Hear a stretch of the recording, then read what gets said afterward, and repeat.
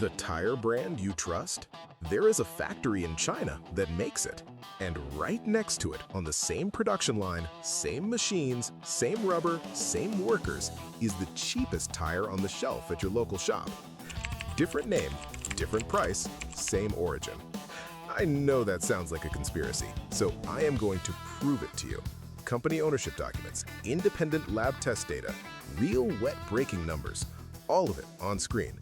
But before I do, at the 3-minute mark, I am going to show you a code that is already printed on your tires right now. A code the government requires every tire maker to put there.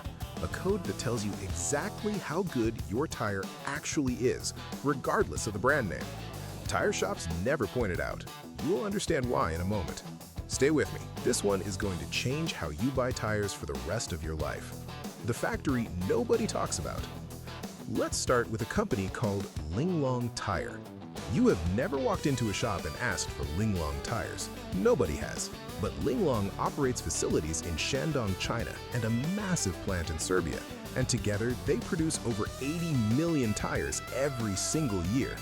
So where do those tires go? They go out under different names. Names you recognize, names you trust. This is called white label manufacturing, and it is completely standard in the tire industry. A brand that does not own a factory contracts a manufacturer, gives them a specification, and the factory stamps whatever logo the brand wants on the sidewall. Same rubber, different badge, different price. And Linglong is not even the biggest example. Siloon Group manufactures tires sold under more than 20 brand names globally. 20! And here's what makes that number matter. TÜV Süd, one of the most respected independent testing organizations in the world, ran Siloon's Attrezzo Elite through their standard lab protocol. The Attrezzo Elite retails for around $70. It matched the wet braking performance of tires priced over $120 from brands you would immediately recognize. The difference in stopping distance? Sometimes less than 1 car length.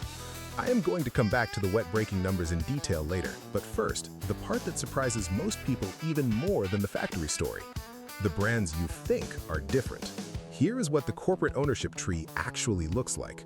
Michelin, the most premium name in tires, owns BF Goodrich. They own Uniroyal, same parent company. Continental AG, the German manufacturer trusted for precision engineering, owns General Tyre. They also own Bärum, Semperit, Viking, and Matador. Bridgestone owns Firestone and Fusion. Yokohama owns Advanta, and Cooper Tire, independently trusted by American drivers for decades, was acquired by Goodyear in 2021. So when a customer walks into a shop and says, "Don't give me the cheap stuff, give me something mid-range," that mid-range tire may have been manufactured to nearly the same specification as the premium option by the same parent company and priced $60 higher because the badge on the sidewall is different. None of this is illegal. None of it is hidden. The ownership structures are all publicly documented in SEC filings and EU Competition Authority records. It's just never explained to you at the counter. And that brings us to the 3-minute mark, the thing I promised you. The code already on your tire. Every tire sold in the United States is legally required to carry a UTQG rating, Uniform Tire Quality Grading.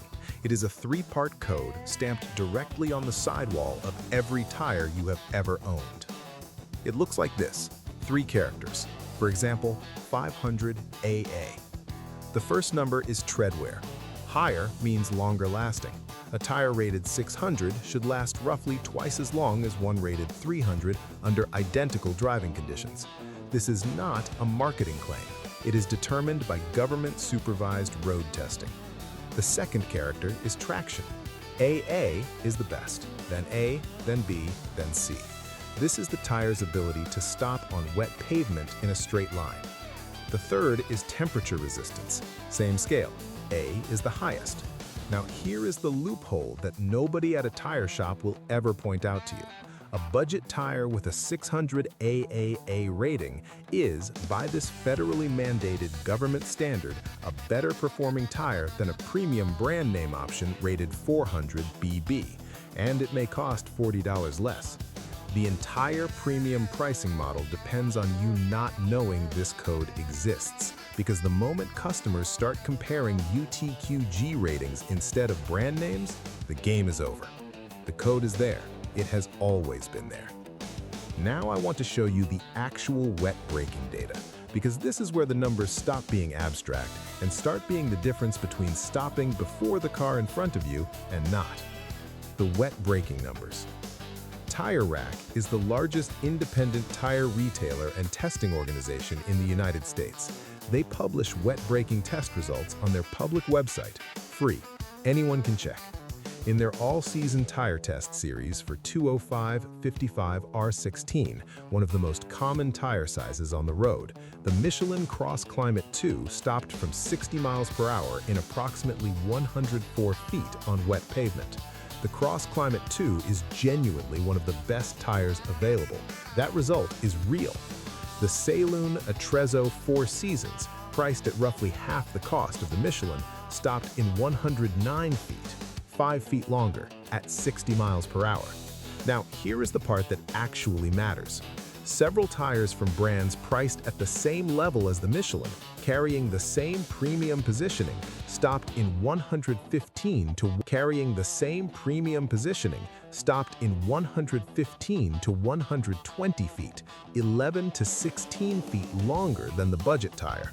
Worse wet braking, higher price, more recognizable name on the sidewall. Brand loyalty did not protect those drivers. It cost them 11 feet of stopping distance. The question is not whether premium tires are ever worth the money. Sometimes they genuinely are. The question is whether brand name is a reliable guide to performance, and the data says clearly, it is not. The date your tire is hiding. Here is the second thing you need to check. And this one is even less known than the UTQG code. Every tire has a DOT code on the sidewall. At the very end of that code is a 4-digit number. The first 2 digits are the week of manufacture. The last 2 are the year. So if you see 2319, that tire was made in the 23rd week of 2019. It is now over 5 years old. Why does that matter? Tire rubber begins degrading from the moment it is manufactured, not from when it is first driven on, from the day it is made. Michelin, Continental, and Bridgestone all state in their own published guidelines that tires should be replaced after 6 years from the manufacture date, regardless of how much tread remains. Tire shops regularly sell tires that are 3, 4, even 5 years old as brand new product, because technically they are new. They have never been on a car.